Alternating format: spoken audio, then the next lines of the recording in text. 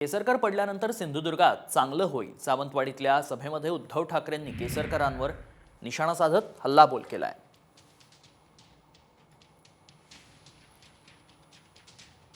महाराजांचा पुतळा पडला, वाईट झालं, पण काहीतरी चांगलं होईल. अरे महाराजांचा पुतळा पडला, हे वाईट झाल्यानंतर त्यातनं चांगलं काय होणार आहे?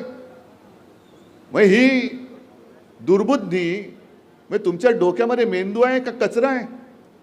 महाराजांचा पुतळा पडला म्हणजे त्यातनं काहीतरी चांगलं होईल. त्यातनं चांगलं नाही होणार आहे. केसरकर पडल्यानंतर सिंधुदुर्गामध्ये चांगलं होणार आहे. केसरकरांवर निशाणा साधत हल्लाबोल केलाय.